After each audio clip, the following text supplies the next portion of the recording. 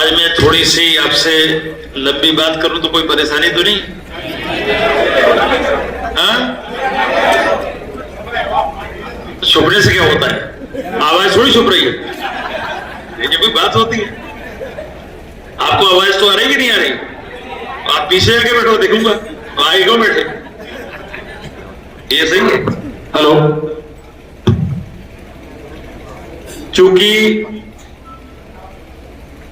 ये कार्यकर्ता जो बैठक है ये इस चुनाव के संबंध में मेरी प्राथमिक चर्चा के रूप में है और शिवपुरी शहर का जो मिजाज है और इस विधानसभा का जो इतिहास है, मैं सही भी हो सकता हूं, 1 साल का अंदर भी हो सकता है कि 31.5 साल से पंडित जी को याद होगा, इनकी उम्र चूंकि 60 से ऊपर हो चुकी है, तो 31.5 साल से यहां कांग्रेस का विधायक नहीं चुना गया है और जितने साल से विधायक नहीं चुना गया है उतने ही अंतर से हम पिछले 2 बार विधानसभा और लोकसभा दोनों बार हम पराजित हुए लगभग। तो सबसे पहले तो मैं आप सबका स्वागत करता हूं, अभिनंदन करता हूं और यहां पधारने के लिए धन्यवाद भी देता हूं।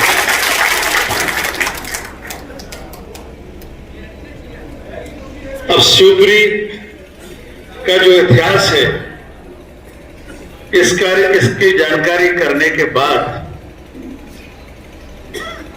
मैंने यहां से चुनाव लड़ने का फैसला क्यों किया, ये मैं चुनाव के बाद बताऊंगा। ये अपने आप में जिसको जो अंदाज लगाना है वो कुछ भी अंदाज लगा सकता है, लेकिन इस बात की चर्चा हम करेंगे विधानसभा चुनाव के बाद।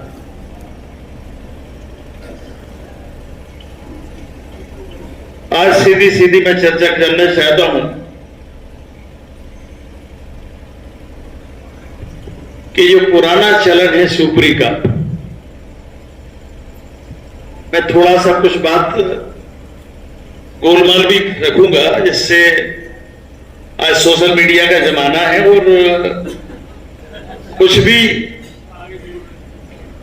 उसका अर्थ लगाया जा सकता है। मैं शिवपुरी में जब प्रत्याशी मुझे बनाया गया और पहली बार आया तो मुझे पहली सूचना मिली, हमारा किशोर विजय सन देवी का मंदिर है, वहां मैं दर्शन करने गया था गांव से अपने पूजा पाठ जो करके। तो हमारे मित्र हैं, पुराने साथी, पुराने प्रमोद भार्गव, उनने मुझे फोन किया कि शिवपुरी से आपका नाम आया है। तो मैंने उनसे कहा कि ठीक से चेक कर लो, ऐसा तो नहीं पिछोर शिवपुरी लिखा हो, तुम समझ रहे हो कि शिवपुरी पीछे। और जब मुझे उनने कहीं से मुझे कंफर्म हुआ कि वास्तव में शिवपुरी है, तो मेरी हिम्मत ये नहीं हुई कि मैं पिछोर लौट जाऊं। उस मंदिर से मैं सीधा, एक हमारा चिन्नौदी का मंदिर है, बाबाजी के स्थान बोलते, वहां आया। वहां के बाद फिर धार महोदय आया और धार महोदय आने के बाद अब मुझे ये समझ में नहीं आया कहां जाऊं, क्योंकि पहले कोई प्लान ही नहीं थी। और लौट के जाने का मतलब यह था कि लोगों की जो मेरे प्रति भावना होती उसके बाद मैं कैसे वहां से निकल पाता या कैसे उसको मैं झेल पाता, आप लोगों को अंदाज नहीं है पिछोर की हालत। वो मैं बयान भी नहीं करना चाहता अभी। उसके बाद में असमंजस पड़ गया कि मैं क्या करूं, या तो अपने पार्टी हाईकमान को या नेता को मना करूं कि ये आपने गलत कर दिया, या फिर जो आदेश हुआ है और जो एक बार घोषणा होगी उसको पालन करूं। मेरे पास कोई और रास्ता नहीं था। आप ताज्जुब करोगे, मैं खोड़ से धार महोदय से ये समझिए कौन से रास्ते शिवपुरी जाऊं। इतने मतलब मन में बड़ा अजीब स्थिति थी, क्या करूं, घर लौट के जाता हूं, गांव लौट के जाना था तो वहां भी लोग इकट्ठे होंगे, पिछोड़ जाऊंगा तो वहां नहीं जा सकता। मैं अपना सीधा रास्ता पकड़ा, कौन सा, जंगल वाला जो पड़ोरा होके आता है, क्योंकि उसमें गांव कम मिलते हैं। उस रास्ते से मैं आया और आगे फिर मुझे ये समझ में नहीं आया कि शिवपुरी में घुसू कहां से। ये हकीकत है कि मैं नाटक वाटक करता नहीं हूं, तो अच्छी तरह जानते हो, नाटक जिंदगी में हमने किया भी नहीं। पड़ोरा आने के बाद फिर पकड़ा हाईवे, और हाईवे से पहुंचा मैं कहा, ये क्या बोलते हैं, भगोरा के और आगे उत्तरासा है जहां से शिवपुरी पहुंचते हैं। फिर वहां पहुंचा और वहां पहुंच के मैं सोचा कि मैं श्री प्रकाश जी के पास जाऊं या शहर में अपने घर पहुंचूं। बड़ी असमंजस सी स्थिति थी, क्योंकि पहले से दिमाग जब तैयार होता है चीजों को तो ऐसा मंत्र बन जाता है, वो अपने तैयारी से आते हैं। शिवपुरी जाऊं या ग्वालियर चला जाऊं या दिल्ली जाऊं, बड़ी विचित्र स्थिति मेरी थी। मेरे दिमाग में आया बांकड़े हिल की हनुमान जी का स्थान, क्या हनुमान जी ही, और मैं हनुमान जी मंदिर वहां जाके बांकड़ी अकेला जाके था, वहां बैठ गया। फिर मेरे दिमाग में आया कि जितने विधानसभा के प्रत्याशी चुनाव में टिकट मांग रहे थे उन सबको बुला के कुछ चर्चा करूं।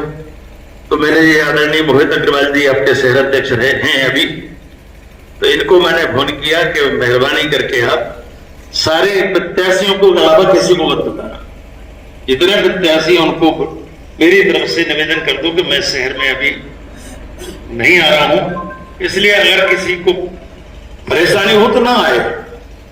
लेकिन बांकड़े के हनुमान जी शिवपुरी से कोई बहुत दूर नहीं, तो मैं चूंकि अब सब जितने टिकटार्थी सब साधन वाले हैं, कोई गरीब तो है नहीं, तो मैंने उम्मीद की, उनसे कहा भी कि जिसपे साधन ना हो या जो तो अपनी गाड़ी में बैठा के ले आना।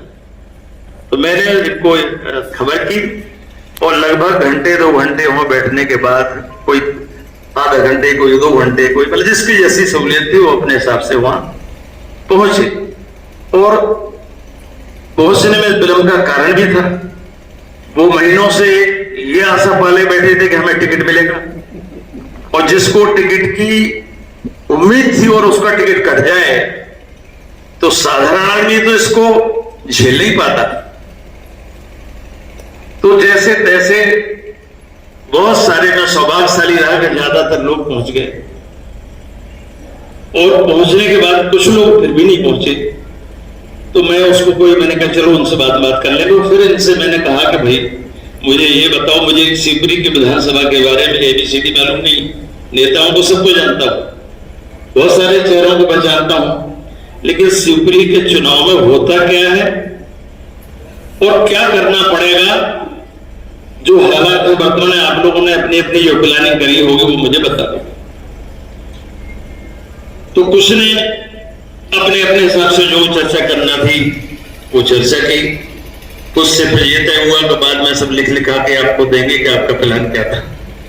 और जितने लोगों ने मुझे लिख के दिया कि उनका प्लान क्या था, उनके प्रति मैं हृदय से धन्यवाद देता हूं कि उन्होंने बड़ी मेहरबानी की, मेरा मार्गदर्शन किया, और वो मार्गदर्शन मेरे एक कागज पे है पूरा, जिसके जो थे रिपीटेशन जिनका था वो मैंने अलग कर दिया, ये सुझाव उनके थे। सुझाव पढ़ के मैं सब सुनाना भी चाहूंगा नहीं, क्योंकि जो गोपनीय विषय है और सबका अपना अपना, क्या भाई साहब, हाँ छोड़ो। तो कुल मिला के वो सुझाव लगभग 15 तारीख को लगभग मैं फिर बलारी मंदिर चला गया, और फिर रात को मैं शिवपुरी लौट के आया। अब उसके बीच में जो मीडिया के लोग थे कहीं, तो मैं आज में मीडिया से संबंधित जो कि आपके सारे के लोगों के होंगे, मैं उनसे प्रार्थना करता हूं कि मुझे मीडिया के लोग क्षमा करें। मैंने उनसे कोई चर्चा नहीं की और उनको हो सकता है मायूसी हुई हो, लेकिन मैं चर्चा करने की स्थिति में नहीं था, और आज भी मैं उनसे चर्चा नहीं कर रहा हूं। ये मेरा स्वभाव है।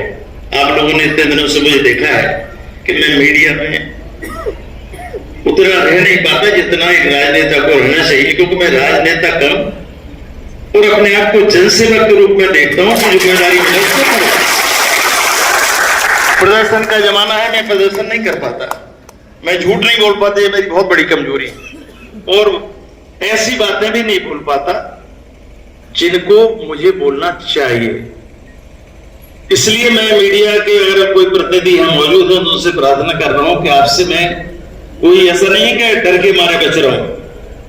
मैं अभी मीडिया से रूबरू नहीं होना चाहता और मेरी प्रार्थना अपने सब साथियों से कि मेरी तरफ से उनसे आग्रह कर देना, निवेदन कर देना कि मैं 30 तारीख के बाद, हमारे नॉमिनेशन की तारीख 30 है ना, 30 तारीख के बाद यानी 31 को, या तो 30 तारीख को या 30 के 31 को मीडिया वालों से चर्चा करूंगा और जो भी मुझसे वो सवाल जवाब पूछेंगे उनका जो मेरे समझ में आएगा वो जवाब भी उनको दूंगा, वो नहीं समझ में आएगा तो चुप रहो। तो उसको अन्यथा न लें, इसलिए मैंने, चूंकि आजकल मीडिया का जमाना है और सोशल मीडिया का जमाना है और इसको राजनीति में हो या चुनाव में हो आप इससे दूर नहीं रह सकते, ये हकीकत है। ये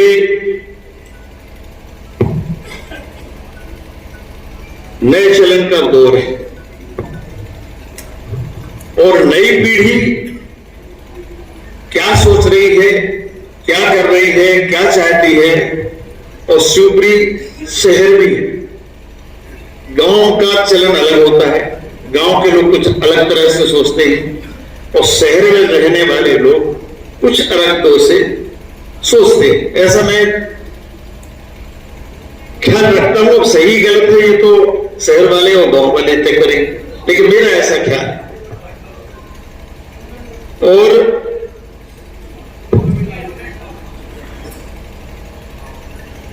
मेरी अपने समस्त साथियों से प्रार्थना है जो इस चुनाव में भागीदारी करने वाले हैं या कांग्रेस का पहले से झंडा उठा के चल रहे हैं या जो सोशल मीडिया पे बहुत ज्यादा रुचि रखते हैं, मेरी उनसे प्रार्थना है कि एक चुनाव में जो भागीदारी करना चाहते हैं इस चुनाव में वो एक संकल्प लेके मन में चले और मेरी गुजारिश कहें, विनती कहें, आग्रह कहें, इस बात को मान लें कि सामने वाले लोग बहुत, अब उस शब्द में कहूंगा तो हो सकता है किसी को बुरा लग जाए, तो इसलिए उस शब्द को आपके मन के लिए छोड़ रहा हूं कि अपने आप मान लेना क्या है। सामने वाले हमसे कुछ ऐसी चीजें हैं जो हम नहीं कर सकते, कांग्रेसियों को स्वभाव नहीं, हम लोग कांग्रेस के लोग अलग से तरह से सोचते हैं। तो इसलिए मेरी आपसे प्रार्थना है कि कोशिश करना कि उनके जाल में हम न फंसे, उनकी बातों पे जवाब देने के बजाय अपनी सकारात्मक जो आपके पास प्रतिभा है या सकारात्मक सोच है या पार्टी का सकारात्मक विषय है और हमारे जो बेहतर कार्य हैं उनको आम जनता के सामने रखने की कोशिश करें। वो क्या कर रहे हैं इस चक्कर में अगर हम पढ़ेंगे तो इसमें हम उलझ जाएंगे और पूरे देश में लगभग यही हो रहा है। हमारे कांग्रेस के साथी बोलने बगैर चूकते नहीं है, क्योंकि आदत से मजबूर है कि अगर हमसे कोई कुछ बोलता है तो हमें तत्काल उसका रिएक्ट करना है। ये नहीं सोच पाते कि ये हमसे बुलवाना चाहते हैं, तो वो क्या बुलवाना चाहते हैं कभी कभी हम वो ही बोल जाते हैं। तो इसलिए अगर जबान पे कंट्रोल हम रख सके, आप जिससे मिलना चाहे मिलें, उसके लिए आप स्वतंत्र, आपका अधिकार है, लेकिन चुनाव के विषयों पे बहुत ज्यादा चर्चा करने से बचें तो आपकी बड़ी मेहरबानी होगी और हमारे चुनाव जीतने का आधार भी यही बने।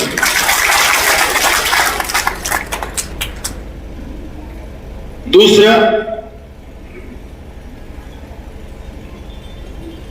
देश में षड्यंत्रों की राजनीति चल रही है और हम उससे बच नहीं सकते। शिवपुरी शहर है, और अफवाहों से कभी कभी ऐसी घटनाएं घट जाती जो हकीकत में होती नहीं। मैं उदाहरण देता हूं आपको। हमारे खनी में कहीं बाहर था, बॉम्बे था उस समय। हमारे खनियाना नगर है, सुपरी जैसा शहर तो नहीं है लेकिन नगर, वहां एक अफवाह फैला दी कि एक छोटी सी बच्ची के साथ किसी सफाई कर्मी के बच्चे ने कुछ हरकत कर दी। वो एक किसी वर्ग विशेष की थी और एक वर्ग विशेष की बच्ची दूसरी थी। ये क्या हो रहा है? और नतीजा क्या हुआ कि सारा का सारा वर्ग उमड़ पड़ा, चारों तरफ से गांव से लोग आ गए। तो हमारे खनियाना नगर में 48 घर सफाई कर्मियों के तहस नहस कर डाले, जला दिए। और बाद में जब चीजें उजागर हुई तो मैं जब उसके बच्ची के घर गया तो वो इतनी सी बच्ची थी, जरा सी, जिसके साथ कुछ हो ही नहीं सकता।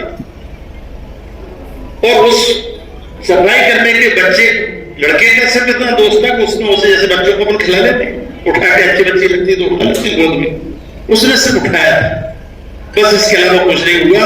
वो 48 परिवारों के पूरी तरह घर नष्ट कर दिए। अगर वो घर से नहीं भागते तो शायद उनकी मौत भी उन मौत से भी सामना हो सकता था। तो खनियाना तो जरा सा लगा, और परिणाम ये हुआ कि वो जो घटना थी घट गई, वो जो कुछ होना था हो गया। उसके बाद उस जिस समाज की बच्ची थी, उस समाज के कम से कम नहीं तो 50 से 100 लोग उसमें अपराधी बने। तो चूंकि ज्यादातर लोग हमारे पक्ष के नहीं थे, हमारे पक्ष का तो कोई था ही नहीं, ज्यादातर लोग सत्ता पार्टी के लोग थे। और उनको ये दम रहा कि हमारा कोई कुछ कर नहीं सकता। नतीजा ये हुआ, आज तक वो प्रकरण चल रहे हैं। और बीच में जिन जिन के नाम और उसमें जोड़े जा सकते थे, लूटपाट जो कुछ समझते हो तरीका होता है, दुनिया भर के लोग उसमें फिर लुटे। तो ये शिवपुरी बहुत बड़ा शहर है, यहां कोई भी अफवाह फैलती है तो दूसरे छोर पर जाके कोई बता नहीं सकता कि ये सच है कि गलत है। तो ये सावधानी मैं इसलिए आपसे निवेदन कर रहा हूं कि ये चुनाव गांव का चुनाव होता, गांव में हमारे इलाके में कुछ होता तो मैं उस चीज को समझता हूं और एक फोन पे सब चीजें ठीक ठाक हो जाती हैं, लोग समझ जाते हैं, भरोसा करते हैं। लेकिन यहां मेरी बात पे कोई भरोसा करेगा या नहीं करेगा मैं नहीं जानता, लेकिन आपकी जहां विश्वसनीयता है, अगर ऐसी कोई स्थिति कभी बने तो उसमें आज सावधानी की आवश्यकता हमको है। और सावधानी के जरिए हम सतर्क रह सकते हैं, ये मेरी अपने सब साथियों से प्रार्थना है। फेसबुक, इंस्टाग्राम की मैं चर्चा पहले ही कर चुका कि इसका दुरुपयोग मत करना, सिर्फ सदुपयोग करो।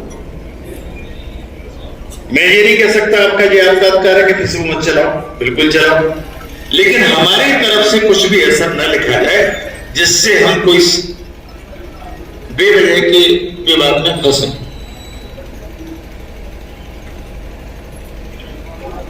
अपने मतदान केंद्रों पे ज्यादातर जो हमारे नेता या कार्यकर्ता हैं, अक्सर मैंने देखा है कि हम लोग अपने मतदान केंद्र को तो भूल जाते हैं, अपने मतदान केंद्र को तो भूल जाते हैं। ये बात मैं इसलिए कह रहा हूं कि ये कोई मैं उपदेश नहीं दे रहा हूं, आपको हकीकत बता रहा हूं। शिवपुरी शहर में जहां गणेश जी 80 और 85 की हवा तक में शिवपुरी शहर हम जीत नहीं पाए। तो हर चुनाव में शिवपुरी से एक चुनाव तो गणेश जी सब जगह से जीते हैं और नहीं हार गए। माखनलाल जी शहर से ही चुनाव जीते थे। और पिछले चुनाव का इतिहास अगर देखें तो 24,000 की शायद लीड थी हमारी श्रीमती जी यशोदा जी, 28,000 का। तो ये शहर जो हमारा है ये हमें सतर्क करता है और इस बात के लिए प्रेरित करता है कि ये शहर का जो 24,000 का क्या 30,000 का जो भी स्थिति, इसको कैसे हम बदल सके। इसका एक ही उपाय है, मेरी आप सबसे प्रार्थना है, आप सब बड़े बड़े नेता हो, पूरे शिवपुरी शहर के नेता हो सकते हो, पूरे जिले के नेता भी हो सकते हो, लेकिन कोशिश करना कि अपने मतदान के जो आसपास हैं 2-3, मैंने इनको बोला है दोनों अध्यक्ष ब्लॉक अध्यक्षों को कि 5-5 मतदान केंद्र का एक समूह बना दो, क्योंकि मुझे खुदा अगर जिम्मेदारी भी दी जाए तो मैं 5 मतदान केंद्र अगर टारगेट करूंगा तो उसमें भाजपा का हो चाहे किसी दूसरी पार्टी का हो, अगर सतत संपर्क करूंगा तो उस मतदाता को कन्वर्ट कर सकता हूं, बदल सकता हूं, अपने पक्ष में कर पाऊंगा। मैं चाहूं तो पूरे शिवपुरी शहर के मतदाता का मन बदल दूंगा, ये बहुत मुश्किल काम। तो मैं अपनी सामर्थ्य नहीं मानता, तो मैं अपने कार्यकर्ताओं से भी निवेदन करता हूं कि अपने ज्यादा से ज्यादा 5 मतदान केंद्रों तक आप सीमित रहेंगे तो कुछ कर पाएंगे।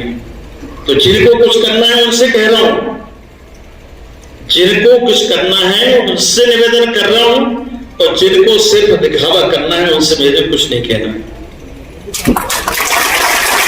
वो अपना जो जैसे जो उचित समझे करें, उनको मैं रोक नहीं सकता, मेरा कोई अधिकार नहीं है।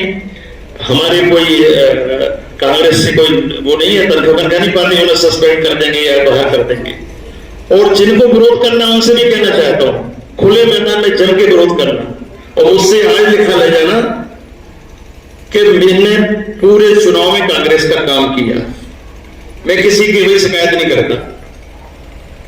तो पहले प्रमाण पत्र आज लिखा लेना, और फिर मैदान में जिसको जो करना है करो, साथ रहना है तो मैदान में रहो, और नहीं रहना है तो खूब जम के विरोध करो, और सर्टिफिकेट मुझसे ले जाओ एडवांस में। कोई जरूरत नहीं है कि साथ में रहकर फिर घात करो, क्या जरूरत है उसकी। हम उसको आपको पहले से सर्टिफिकेट दे रहे हैं कि आपने काम किया है।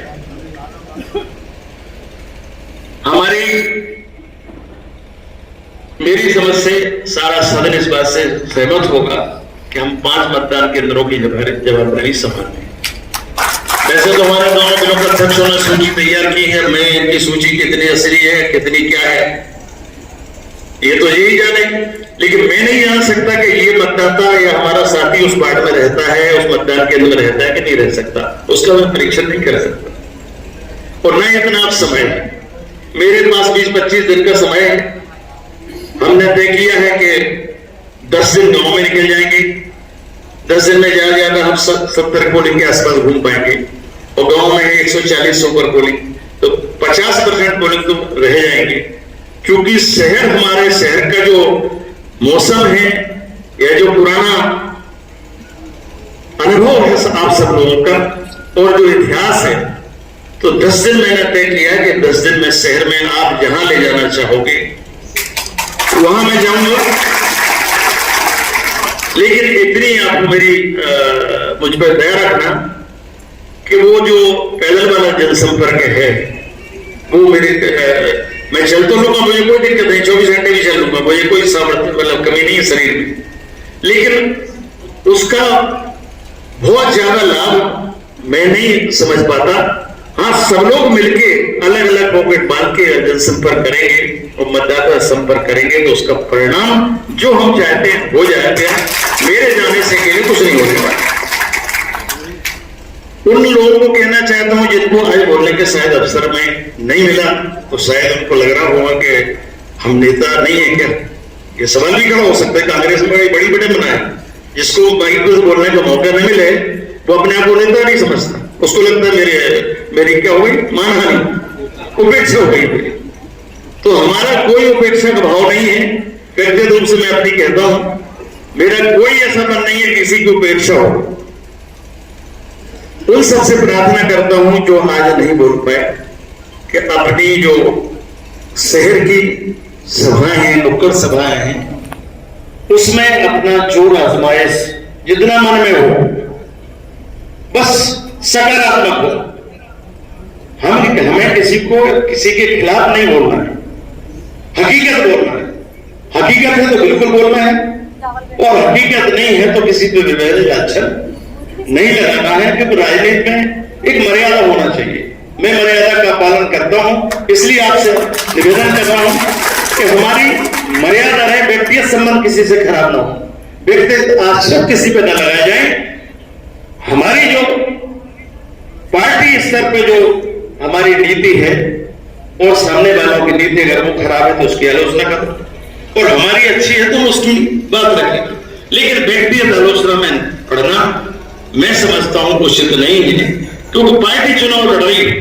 मैं तो प्रतीक, पार्टी चुनाव लड़ रही है, कांग्रेस और भाजपा या कोई और भी पार्टी, तो हम पार्टी की नीतियों पे बात करेंगे तो मतलब कुछ सिद्ध होगा, और व्यक्तिगत आलोचना में लगे रहे तो मैं नहीं समझता उससे कुछ फायदा ज्यादा होगा। क्योंकि मैंने आज तक 30 साल में मुझे नहीं याद कि मैंने कभी किसी पार्टी प्रत्याशी के बारे में अपनी विधानसभा में चर्चा हुई, को नाम तक नहीं लिया मैंने आज तक।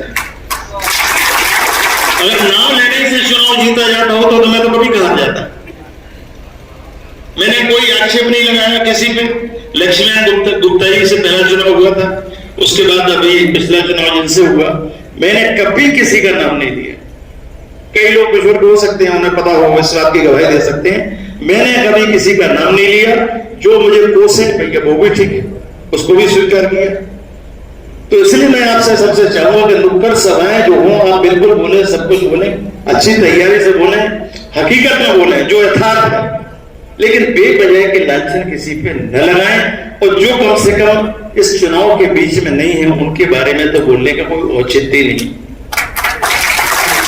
तो जो भी प्रत्याशी सामने आए उसके बारे में कुछ व्यक्तिगत आक्षेप, किसी की भी जिंदगी को कुछ भी अलग अलग चीजें हो सकती हैं, लेकिन व्यक्तिगत आक्षेप से बचेंगे तो मेरी बड़ी आपसे क्या कहें, आपको बहुत बहुत धन्यवाद भी दूंगा मैं। आपकी कृपा भी मुझसे होगी कि अपने व्यक्तिगत आक्षेप नहीं लगाए। तो जो रह गए हैं उनसे मेरी प्रार्थना है कि मन छोटा मत करना। एनएसवाई, यूथ कांग्रेस, सेवा दल, महिला कांग्रेस, शहर कांग्रेस, ब्लॉक कांग्रेस, जो भी अपनी क्षमता के अनुसार तैयारी करो, और कहां क्या बोलना है आपस में बैठ के पहले तय करो कि ये ठीक है, हो सकता है हमारी राय गलत हो, हमारे साथी की राय सही हो, तो पहले विषय पे जानकारी इकट्ठी कर लो, और जानकारी इकट्ठी करके अपने ग्रुप में डिस्कस कर लो कि ये बोलना चाहिए कि नहीं बोलना चाहिए। आप कहीं कंफ्यूज हो रहे हैं, आपको लग रहा है कि ठीक हो सकता है और नहीं भी हो सकता है, तो मुझसे चर्चा करो। थोड़ा बहुत अनुभव मेरा है, आपका ज्यादा हो सकता है, तो मैं आपको थोड़ा सा अनुभव अपना शेयर कर सकता हूं कि ये ठीक होगा कि नहीं होगा।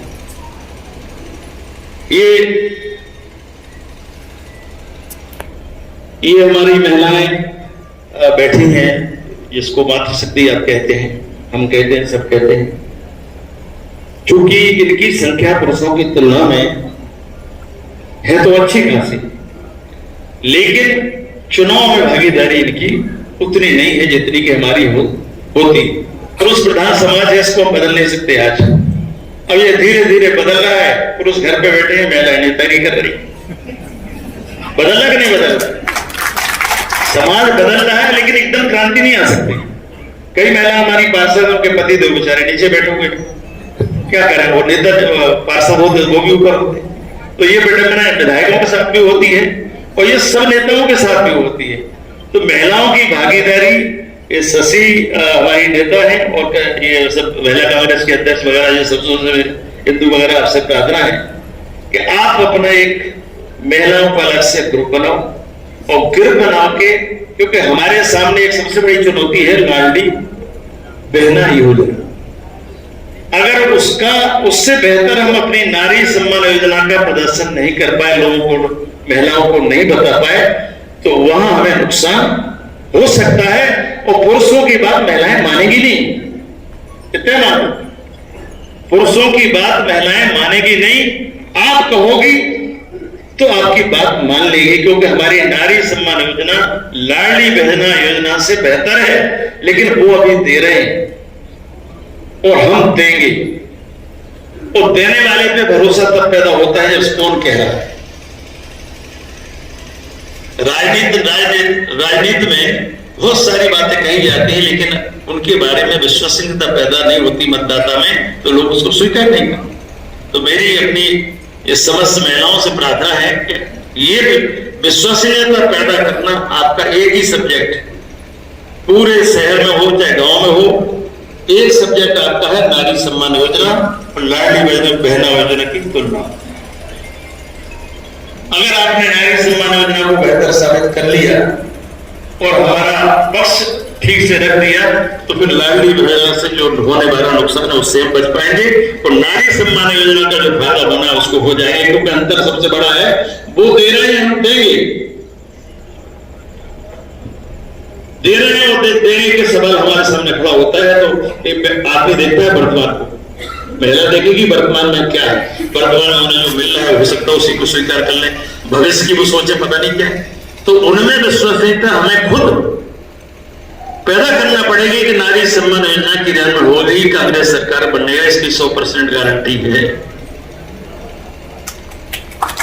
क्योंकि इससे लोग कहते हैं कि इससे नारी बहना योजना से हम लोगों को शायद कुछ नुकसान हो सकता है। ये अपने युवा कांग्रेस, एनएसयूआई और सेवादल और प्रकोष्ठों के पदाधिकारियों से मेरा अनुरोध है कि आप लोगों की अपनी टीमें, अपनी टीमों को संयुक्त कर लो और जो मैंने कहा है कि वो 5-5 पोलिंग में अपने यूथ को बांट लो। नारा तो बहुत दिनों से चल रहा है, सिर्फ जी को याद होगा ये कांग्रेस में रहे, वो क्या नारा था, 1 यूथ 10 यूथ 1 बूथ। ये कांग्रेस में नारा बहुत समय चल रहा है, लेकिन इसको क्रियान्वयन कितना हो पाया ये मैं नहीं समझता। कहीं कहीं तो बुजुर्ग भी बूथ पे बैठे मिलते हैं क्योंकि यूथ को तैयार ही नहीं बैठते। यूथ कहता है क्यों बैठे, जो कांग्रेस के नेता वही बैठे। कभी कभी तो स्थिति ये आई कि बेचारे बुजुर्ग को दिन भर भूखा बैठना पड़ा, कई जगह मैंने देखा। तो ये यूथ की जो परिकल्पना हमारी बहुत पुरानी है, अब इसको लंबा अरसा हो गया, वो यूथ अब बुजुर्ग हो चुका है। गणेश जी, वो यूथ उस समय था वो अब बुजुर्ग हो चुका है। तो कम से कम अब आपके जमाने में तो ये क्या है वो ये 1 बूथ 10 यूथ, कम से कम इसको साकार कर देना। गांव में नहीं कर पाओ तो शहर में कर देना। और ये अगर आपने काम कर दिया तो कोई कारण नहीं है कि शहर में जो हमारी स्थिति है उसको बेहतर न बना पाए। मुझे मिलने की आवश्यकता नहीं है, किसी को मिलने की आवश्यकता नहीं है, आपका स्वयं का पूरा अधिकार है, जैसे चाहो अपनी स्थिति को बेहतर बनाओ। और मुझे चुनाव के बाद जब मिलोगे वो परिणाम अच्छा निकलेगा तो हम आपको साधुवाद देंगे, धन्यवाद देंगे और जो भी अच्छा बोलोगे वो भी करेंगे। लेकिन आप हमें बूथ पे यूथ नहीं मिला तो फिर आपकी नेतागिरी भी फिर अब क्या माने। और हमारा अमित तो विधानसभा में प्रत्याशी भी था, तो इसके पास तो इसकी टीम होगी। तो मेरी ये यूथ से प्रार्थना है, एनएसयूआई से प्रार्थना है कि अपने लोगों की फौज बना के लड़ाई के लिए नहीं, हमारे ऊपर कोई आक्रमण न कर पाए, हमारे सीनियर लोगों पे कोई आक्रमण न हो पाए। सिर्फ पोलिंग के दिन, पोलिंग के पहले नहीं, पोलिंग के पहले उन्हें जो करना है करना दो। एक तरफ से आदमी तलवार लिए घूमता रहे, कैसे लड़ेगा? सामने कोई होगा तब लड़ेगा, हमें सामने चक्कर पड़ रही। लेकिन जिस दिन वोटिंग हो रही है उस दिन हमारे मतदाता को अगर डिस्टर्ब कर दिया या उसको वोट करने से रोक दिया तो फिर वो ऐसा नुकसान हुआ जिसकी भरपाई हम फिर कभी नहीं कर पाएंगे।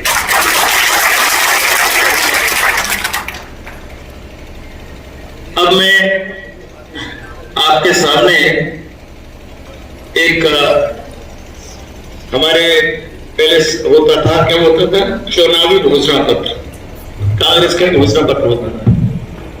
अब हम जब से कमलनाथ जी आए हैं तब से उन्होंने उसका नाम बदल के कर दिया वचन पत्र। तो जिस पार्टी में हम काम कर रहे हैं और जिस पार्टी के नेता ने नाम बदल दिया है तो स्वाभाविक रूप से हमें भी वही वचन पत्र ही कहना पड़ेगा, नहीं तो पार्टी की अनुशासन से नहीं आता है। तो मेरे दिमाग से, दिल से जो बात मेरे मन में आई है वो मैंने एक वचन पत्र में लिखी है। जब आप घर जाओगे, लौट के जाओगे, आपको सबको परिचय मिल जाएगा। अभी मैं आपके सामने सिर्फ पढ़ के सुना रहा हूं जो मेरे मन का भाव है। उसी को चाहे वचन पत्र मान लेना, चाहे शपथ पत्र मान लेना, चाहे घोषणा पत्र मान लेना, जो आपको परिभाषा रखना हो, लेकिन चूंकि पार्टी ने वचन पत्र लिखा है तो वही जरूरत के मैं लिख दे रहा हूं, उसको मैं आपके सामने रखना चाहता हूं। वचन पत्र आम निर्वाचन 2023 में केपी सिंह विधानसभा चुनाव में कांग्रेस पार्टी की ओर से शिवपुरी विधानसभा प्रत्याशी। अब इसमें कोई शंका है क्या किसी को? है क्या? अगर किसी को शंका हो तो बता दो। तो आज कोई शंका मेरी समझ से अब नहीं होना चाहिए किसी को भी। सभी मतदाताओं एवं कांग्रेस कार्यकर्ताओं को शपथ पूर्वक वचन देता हूं, आपको भी वचन दे रहा हूं, मतदाताओं को साथ साथ और नेताओं को भी वचन दे रहा हूं कि आपका निर्वाचित प्रतिनिधि बनकर मैं सभी कार्यकर्ताओं एवं मतदाताओं के मान सम्मान और स्वाभिमान की रक्षा करूंगा।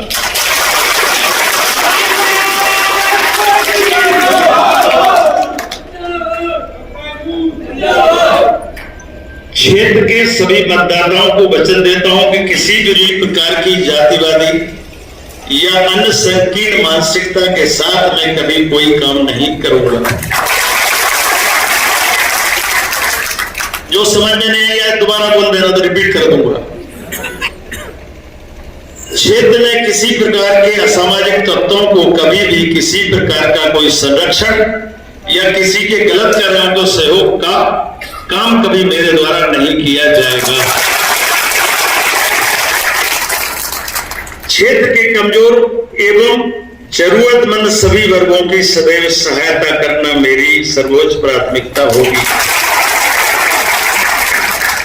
शिवपुरी शहर को व्यवस्थित और भविष्योन्मुखी शहर बनाने के लिए मैं सबके साथ मिलकर काम करूंगा। विकास और जन कल्याण के सभी काम बगैर किसी राजनीतिक भेदभाव के साथ समावेशी रूप में सुनिश्चित किए जाएंगे। अगर नहीं इसको समझ में आ रहा है, समावेशी का अर्थ यह कि सबको साथ सलाह मशवरा करके ही मैं कोई निर्णय करूंगा। कोई भी निर्णय मेरे अकेले द्वारा नहीं की जाएगी। जो आपकी भावना होगी उसके अनुकूल में काम करने की कोशिश करूंगा। विकास और जन कल्याण के सभी काम, ये मैं बोल चुका हूं, आपको समझ में आ गया। विकास और कल्याण के सभी काम बगैर किसी राजनीतिक भेदभाव के साथ समावेशी रूप में सुनिश्चित किए जाए। हर नागरिक के लिए मेरे घर के दरवाजे, घर मेरा है छोटा सा, जो भी कुदरत ने दे दी है किसी जमाने में, उसी में मुझे कभी कल्पना नहीं थी कि इसमें आके रहूंगा। और पिछले 5 साल से तो मैं एक रात नहीं सोया शिवपुरी में। 2018 में जो मेरे साथ हुआ, 2018 के बाद मैं इतना, क्या कहें उसको, शब्द नहीं मेरे पास, इतना मायूसी की हालत में चला गया था कि मैंने तय कर लिया था कि पिछोर की जवाबदारी निर्वाह करने के बाद 5 साल और फिर मैं अपना जीवन दूसरी तरफ ले जाऊंगा और दूसरी जिंदगी जो हमारी हॉबी उसके अनुसार जीऊंगा। लेकिन आदमी सोचता कुछ है और प्रारब्ध उसको कहीं और ले जाता। मैं कभी सोच नहीं सकता था कि 5 साल के बाद मैं शिवपुरी में चुनाव लड़ूंगा, लेकिन चैलेंज ऐसा है सामने कि जिसको मैं कैसे मना करता। थोड़ा सा इसमें चाहे व्यक्तिगत कारण मान लो, क्योंकि चैलेंज स्वीकार करना और चैलेंज से भागना गलत नहीं। कोई कहते कुश्ती लड़ लो, नहीं लड़ूंगा। हाँ, कोई लड़ेगा क्या कहते लड़ लो, सब तो लड़ सकता हूं क्या? अगर जिंदगी में कोई भी चैलेंज आया है तो उसका मुकाबला किया है, परिणाम ईश्वर ने जो दिया उसको भोगा। तो मुझे क्योंकि अचानक ये बात आई और कुदरती मेरा घर एक यहाँ छोटा सा है, तो उस घर के दरवाजे आप सबके लिए सदैव खुले रहेंगे, ये अब तय मान। जिसको मिलना हो कभी सीधे मिलने में किसी को दिक्कत नहीं आएगी। अब ये हो सकता है आपको कि रात के 12 बज जाए, सुबह जल्दी में अपनी दैनिक दिनचर्या से निवृत्त होकर 10 बजे के बाद ही मिलना जुलना चालू करता हूं। तो सुबह जल्दी आने वाले लोगों से मेरी प्रार्थना है, न चुनाव में न चुनाव के बाद, क्योंकि मुझे स्वस्थ रहना भी जरूरी है। स्वस्थ रहूंगा तो आपके काम कर सकता हूं, नहीं तो फिर हमारी उम्र के बहुत सारे लोग निपट चुके हैं। हमारे बाद के लोग गड़े से बैठे, मशीन लगाना पड़ती है, क्या करें भाई, तो उसमें व्यक्ति का बस थोड़ी है। तो ऐसे बहुत सारे लोग हैं जिनको कहीं ना कहीं शरीर में कोई ना कोई तकलीफ नहीं, मुझे भी दे सकती है। तो इसलिए मैं कोशिश करता हूं कि स्वस्थ रहूंगा तभी लोगों की मदद कर पाऊंगा, अगर स्वस्थ नहीं रहूंगा मदद कहां से करूंगा। तो इसलिए सुबह के जो 3-4 घंटे मेरे पास होते हैं उसी में मुझे अपना सब कुछ करना पड़ता है। इसलिए मेरी प्रार्थना है कि सुबह 10 बजे के पहले कृपया कोई भी मुझसे मिलने की उम्मीद न करे, और दूसरी रात को 12 बजे 2 बजे भी बजा दोगे तो मुझे कोई दिक्कत नहीं।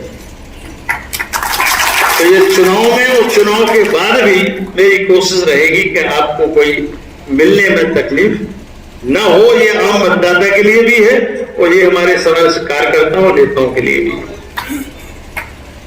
ये 7 बिंदु का एक वचन पत्र है। लास्ट पैरा, मैंने अपने सार्वजनिक जीवन को सदैव जनआकांक्षाओं के अनुरूप प्रमाणिकता के साथ जीने का काम किया है। मैंने अपने इन वचनों को दोहराते हुए आप सभी के सहयोग और आशीर्वाद की अपेक्षा भी की।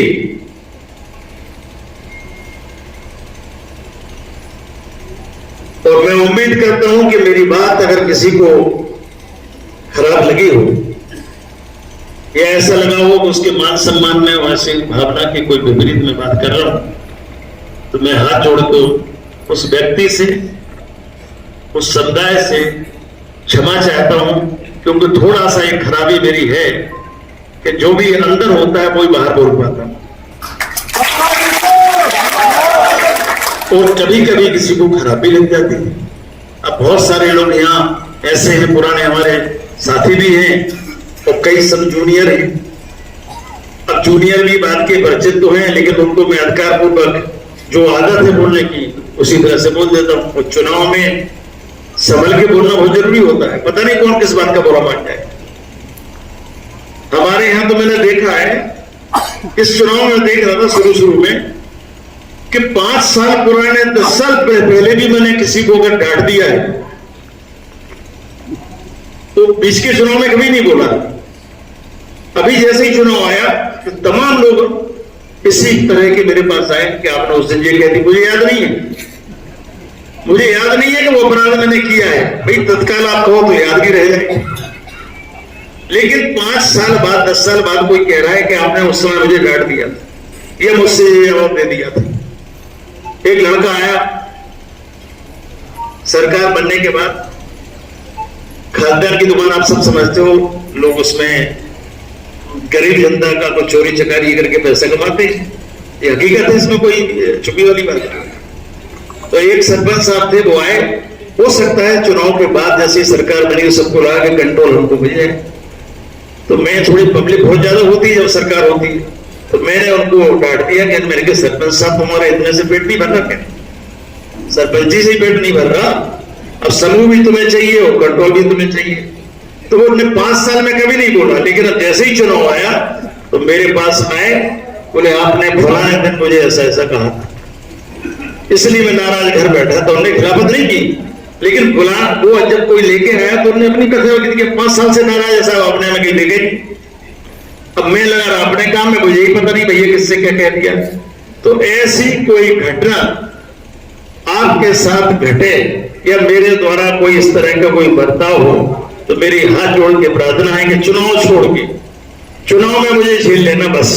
17 तारीख तक कितने दिन बचे हैं? 20-25 दिन बचे।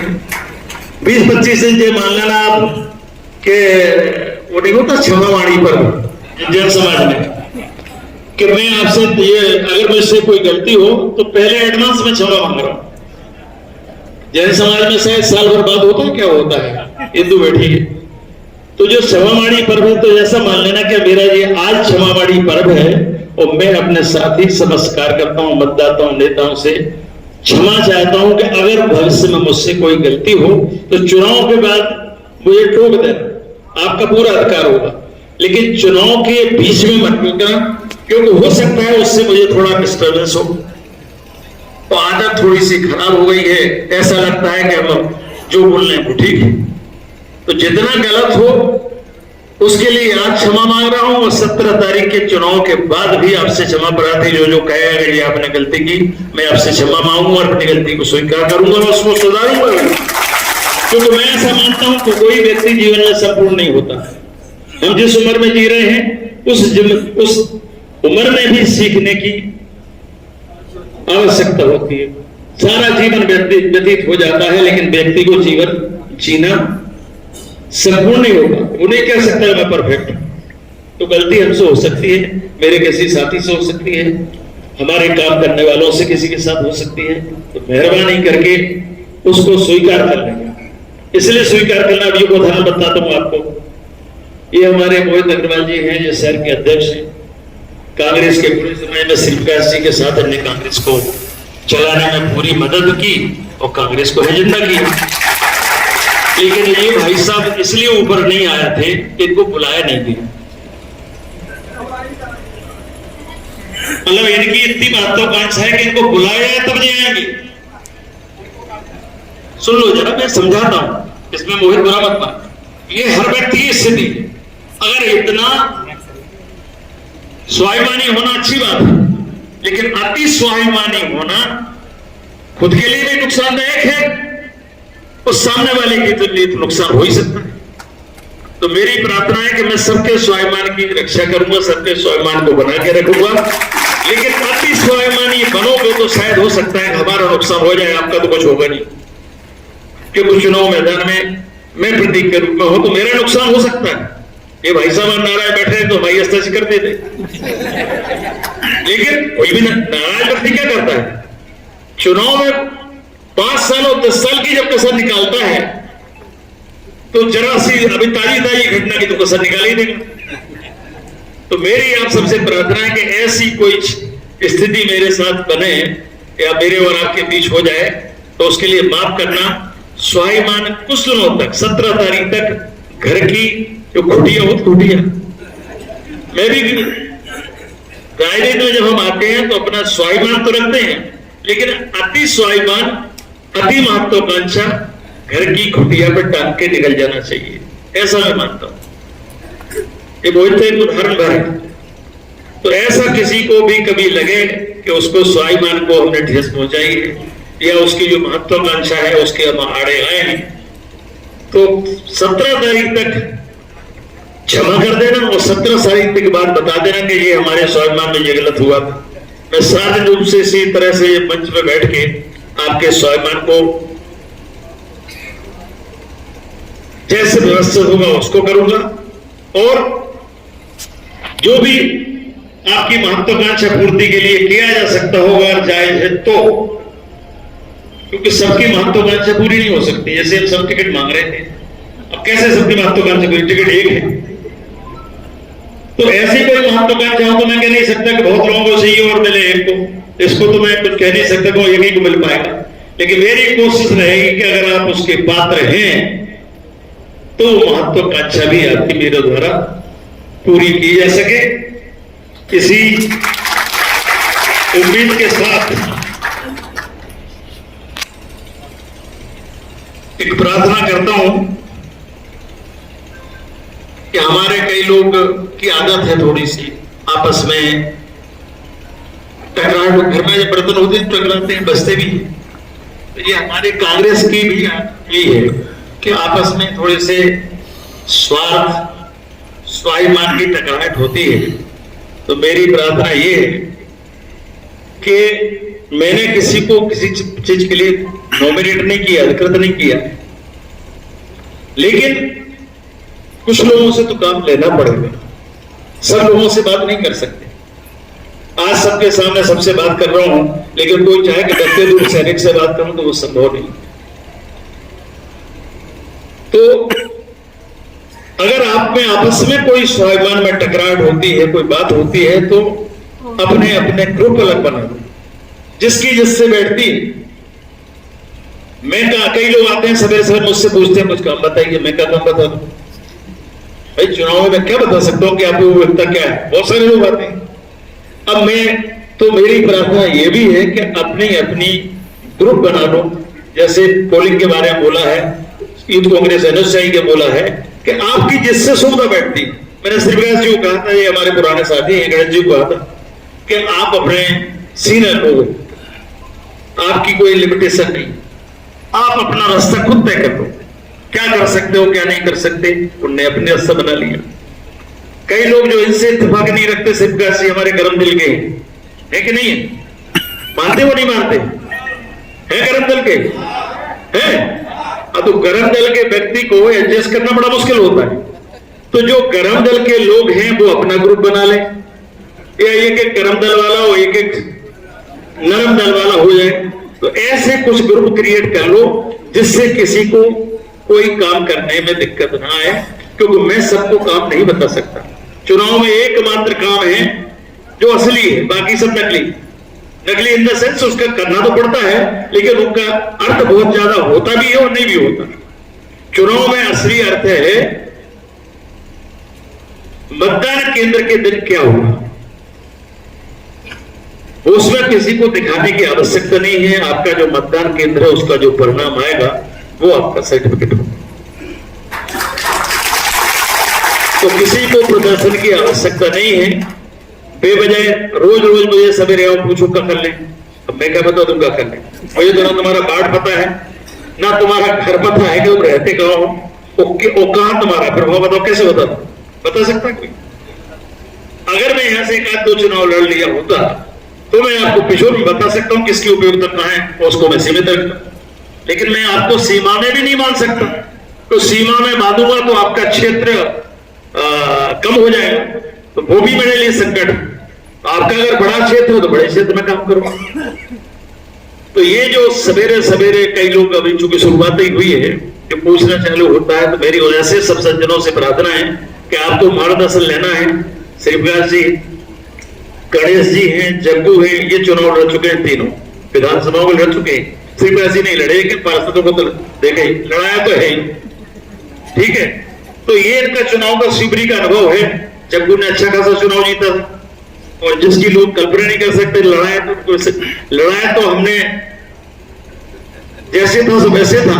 लेकिन जो हारने वाले थे वो बाद में हमें फोन कर रहे कि भाई साहब इनको बैठा लो, क्यों क्या हो गया, बोले ये तो जीते जा रहे हैं।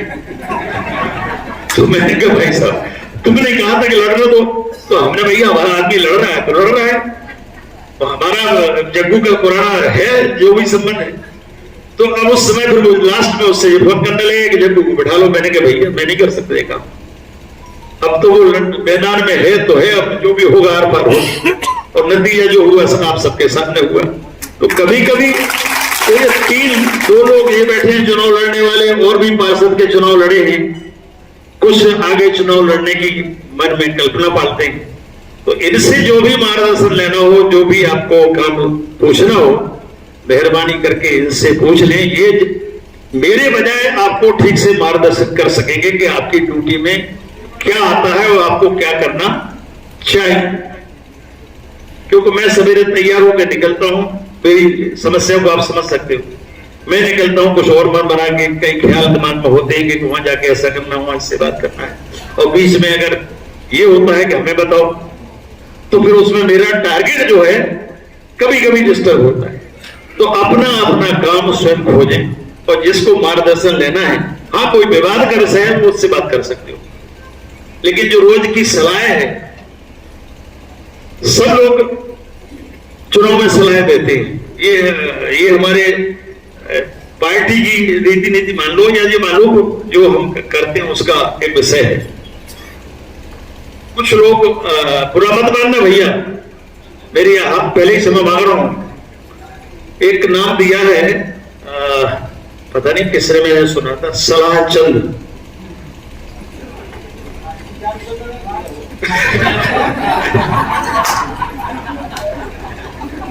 तो क्या है, ये सलाह चंद लोग हर जगह पैदा हो जाते हैं। यहां तक कि हम जब शमशान घाट में जाते हैं, मतलब वो तो हमारा ऐसा समय होता है जो गंभीर विषय होता है, तो वहां भी सलाह देने लगते हैं, ऐसा करो ऐसा करो ऐसा करो, ये गई लगाओ, ये इसको करो ये करो। और चुनाव में ये सबसे ज्यादा होते हैं, क्योंकि उनको ऐसा लगता है कि शायद हम इससे नेता के बहुत करीब जा रहे हैं, या चुनाव लड़ रहा है उससे बहुत करीब जा रहे हैं, और कुछ नहीं है। एक बहुत पुरानी याद है मुझे, हमारे स्वर्गीय बादलों सिंधिया चुनाव लड़ रहे थे। हाँ, शायद ग्वालियर से लौट के आए थे यहाँ, और वो चुनाव लड़ रहे थे। मैं चुनाव के समय इर्द गिर्द जरा रहता वैसा नहीं था, बाई चांस मैं उस दिन वहां आया था गणेश जी। अब एक नेताजी पहुंचे, एक उनकी सुना रहा हूं, एक इनकी। नेताजी पहुंचे और उनसे उनने दुनिया भर की बातें सलाह के रूप में कर डाली। महाराज थोड़े ज्यादा अलग नेचर के थे, तो उनने उनकी पूरी बातें नेताजी की सुना के हम भी सुन रहे थे, और उन्होंने कुछ नहीं कहा। बाद में जब वो चले गए तो महाराज से मैंने कहा, महाराज ये भाई साहब है क्या? मैंने कहा ये पूरे सलाह चंद है, इन्हें यहां से जाके कुछ नहीं करना है। तो बोले केपी मेरी मजबूरी है, मैं ग्वालियर से लौट के आया हूं, बड़ी मुश्किल से पिछला चुनाव निकाला 25,000 से, अब यहां लौट के आऊं तो मैं नहीं चाहता यहां कुछ ऐसी स्थिति बने। बात भी सही थी, चुनाव का हार कब है सबको लगता है, मुझे भी लगता है। मैं लगातार चुनाव जीत रहा हूं सन 70 से, बीच में 96 में मुझे अचानक चुनाव लड़ना पड़ा, राम सिंह दादा को टिकट दिया था, और मुझे पता था कि चुनाव मुख्यमंत्री जी का फोन आया, वैसे ही का बोले चुनाव तुझे लड़ना पड़ेगा। ये तो मैंने कहा मैं तो फार्म खींच रहे, विकास कांग्रेस बन गई। तो सीएम साहब ने मुझे फोन किया कि अब तुझे लड़ना पड़ेगा, ना फार्म भरा था ना कुछ करा था। अब मुझे दिख रहा था कि जब पार्टी के 3 टुकड़े हुए, रजू सिंह जी की तबारी कांग्रेस बन गई, माधवराव सिंधिया ने विकास कांग्रेस बन गई। वो 3 साल का पूर्व विधायक था, 93 में पहली बार बना था। और 3 साल के विधायक को ये कहा जाए तो जो सांसद का चुनाव लड़ना है उसके प्राण निकल जाएंगे, नहीं निकलेंगे। किसी पार्षद को अचानक कहा जाए कि तू विधायक का चुनाव लड़, उसको कैसे लगेगा? जो उम्मीदवार है उनको तो ठीक लगेगा, लेकिन जिसने कभी सोचा ही नहीं है। मैं तो फार्म भरवाने गया था दादा का, अब मुझसे कहा गया कि मैंने बताया, मुझे दादा ने बताया कि मैं फार्म खींच लूं, ये मैंने उनको बताया। बोले अब कुछ नहीं, तुझे चुनाव लड़ना। अब मैं चक्कर में फंस गया। मैं क्या जिंदगी में अपन कभी चुनाव हारे नहीं, और जो चुनाव हारा हुआ पहले से, तो मैं जानता हूं मेरी कितनी मुश्किल हुई थी। लेकिन पार्टी में रहना है, पार्टी के सिपाही हम सब लोग अगर आपको कहते हैं तो हर आदेश स्वीकार करना पड़ता है। और पार्टी के जहां मान सम्मान की बात है वहां तो चाहे मर जाओ तो भी आपको स्वीकार करना है। तो मैंने जानबूझ के वो हार अपने गले में डाली, उसका परिणाम मैं जानता। तो ऐसे ही महाराज जब यहां लौट के आए, पहले वाले की सुनाई मैंने आपको। अब ये महाराज जो वर्तमान में श्री प्रकाश जी के खास गणेश जी के खास है, तो ये भी ये लौट के आए और चुनाव लड़े 2002 के बाद। तो एक हमारे मित्र थे बहुत अच्छे, अब नहीं है यहाँ। सो ऐसे ही भैया हम तो बुलाया गया था तो इसलिए गए थे। वो मित्र उस समय पहुंचे और इसी तरह की सलाह देने लगे कि ये पूरी तरह से न सुनाओ। मैं भी सुन रहा था कि क्या करे। उसके बाद उन महाराज ने तो कुछ नहीं बोला था, लेकिन ये महाराज बोले कि भाई साहब, उनका नाम लिया उन्होंने, नाम मैं लूंगा नहीं अभी। उनसे बोले ऐसा करो, ये सारा काम जो मुझे आपने बताया है इस पूरा आप ही कर लो।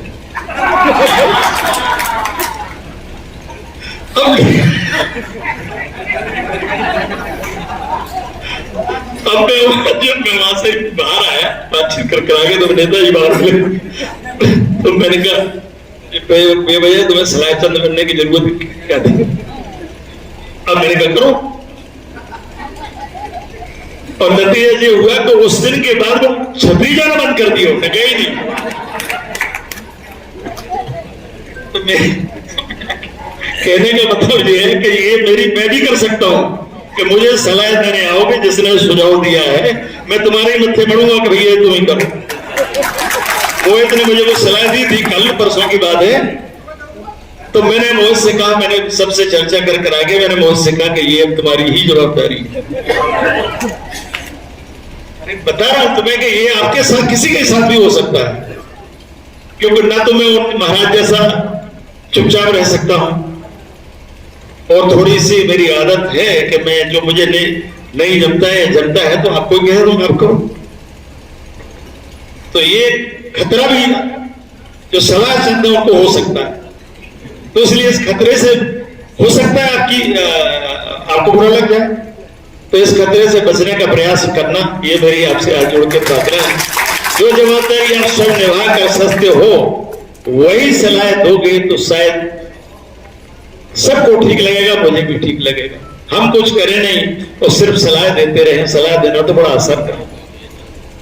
मैंने बताया मरघट में भी लोग सलाह देने पहुंच जाते हैं, शादियों में बेवजह लोग आते हैं वो भी सलाह देने, इसको ऐसा करो, इसको ऐसा करो, इसको ऐसा करो।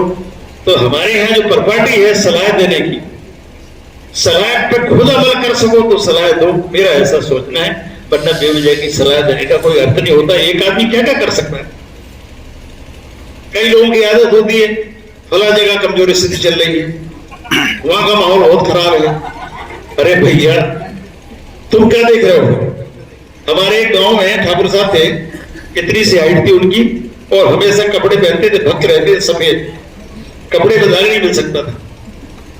उनकी मैंने आदत देखी कि उनके खेत में अगर कोई मवेशी चल रहा है तो उसको भगाते नहीं थे। मतलब उनका खेत हो जा रहा है लेकिन उसको भगाते नहीं थे। वो खेत से चल के घर पहुंचते थे और अपने लड़के को कहते थे कि चलो जा, वो खेत उधर तो बड़ा ढोल लगे, अलग कभी नहीं भगाते। तो ऐसी बहुत सारी घटनाएं मुझे याद आ रही है कि मैंने कई बार उनसे कहा, हमारे भी लगते थे बड़े, काफी उम्र बड़े, बहुत बड़े थे, बुजुर्ग थे, तो उनसे कई बार कहता था कि ऐसा क्यों कहते हो? बोले मैं कुछ नहीं कर सकता, मैंने तय कर लिया है। इसलिए मतलब उनका घर वहां से लगभग आधा किलोमीटर दूर था। अब आधा किलोमीटर जाके खबर करना, फिर वहां से आना, तब तक खेत का चौपट हो जाना। ये कई तरह की तो मैं आलोचना नहीं कर रहा हूं, लेकिन जो मैंने वाकई देखे हैं उनकी वजह से चर्चा आपसे कर रहा हूं। तो मेरी अगर बात किसी को अनुचित लगे तो मुझे माफ कर देना। और अपनी बात, ये सुझाव जो दिए हैं आप लोगों ने, जितने एमएलए प्रत्याशी थे, गणेश जी शायद आपने नहीं दिया, कुछ लोग और रह गए हैं। हाँ, तो ये मैंने एक लिस्ट बनाई है मेरे फिर उन सब लोगों से जिस दिन से शुरुआत मैंने की थी। कई लोग हैं, कई लोग नहीं हैं, जो प्रत्याशी थे जो रह गए हैं, जिन्होंने अपने सुझाव नहीं दिए हैं, मेरी प्रार्थना है कि लिखित सुझाव मुझे दे दें, जिससे मैं उन पर कुछ अमल कर सकूंगा और इस चुनाव में उसका कुछ फायदा हमको मिल सके। ये मेरी प्रार्थना है। बाकी रही बात अपने अपने काम करने की, तो मुझसे ज्यादा आप चतुर हैं, मैं सब हूं, क्योंकि आप हर चुनाव में काम करते हैं। कुछ लोग नहीं हो सकते, लेकिन बहुत सारे लोग चुनाव लड़ते भी हैं और काम करते भी हैं।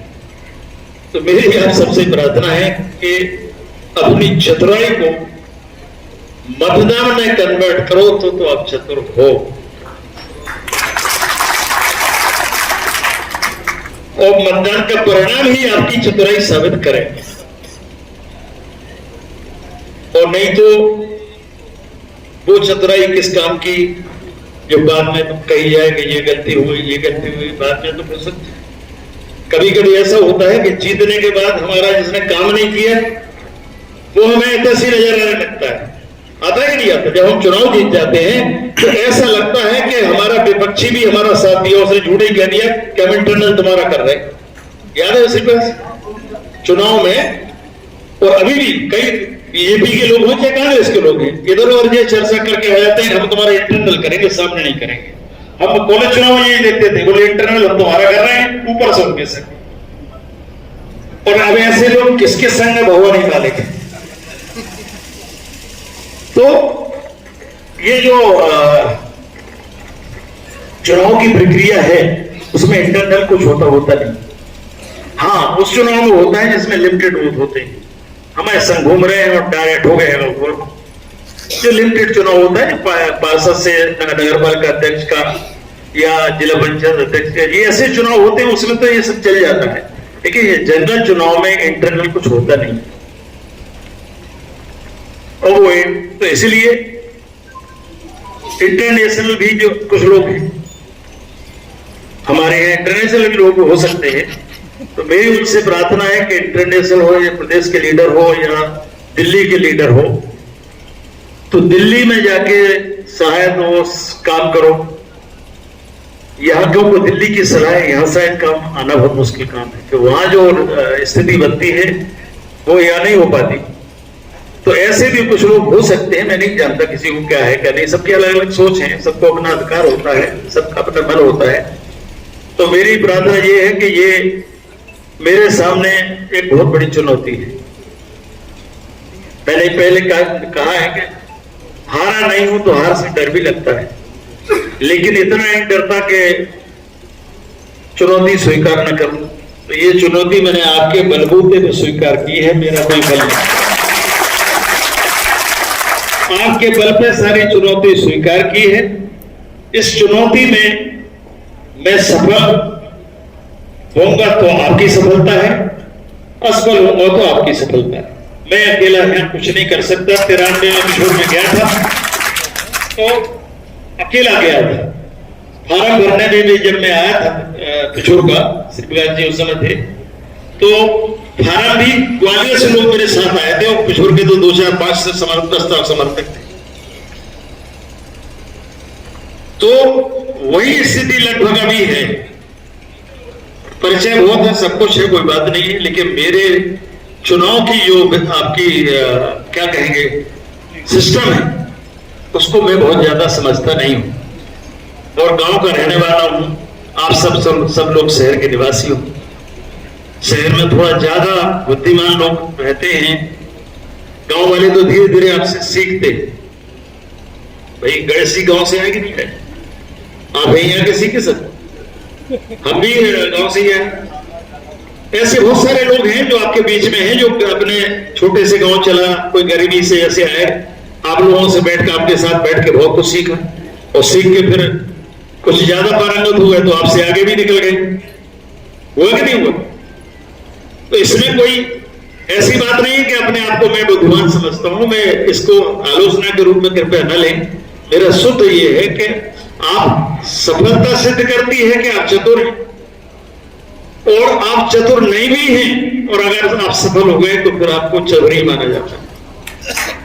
ये हकीकत। जो जीतता जाता है उसको माना जाता है कि बहुत चतुर है, और जो बेचारा चतुर आदमी भी चुनाव हार जाता है तो उसमें जेल अर्थ लगाया जाता है यार कि तो दिखते ही थे, हकीकत में ही नहीं। तो ये चतुराई इस पूरे चुनाव में जिसमें जितनी है, ताकत तो इसलिए नहीं कहता कि कोई धक्का बक्का तो देना नहीं है कि धक्का दे दो, भाई धक्का देना हो, किसी को पटकना हो तो वो तो ताकत की बात है।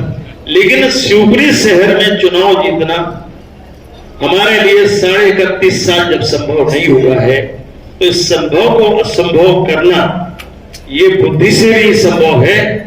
बाकी मुझे लगता नहीं कि ताकत से कोई संभव होगा। तो मेरी यही आपसे प्रार्थना है कि इस चुनौती को स्वीकार मैंने आपके भरोसे पे किया है। जो भी जहां रह के जो कुछ कर सकते हो वो करने की कोशिश करो। जेब से कोई धन भी किसी का खर्च हो जाए तो मैं ये जवाबदारी अपने सिर लेता हूं कि अभी ये मायूसी मत पाना कि पता नहीं क्या होगा। अगर ऐसा लगे आपको कहीं धन से काम बन रहा है और धन की आवश्यकता है, आपको कहीं से मुझसे संपर्क नहीं हो पा रहा है, तो आपने जेब से नहीं खर्च करोगे और बाद में चुनाव के मुझसे मांगोगे हमारा इतना खर्च हो गया, तो मैं ईमानदारी से कह रहा हूं फर्जी हुआ तो तुम्हें नहीं दूंगा।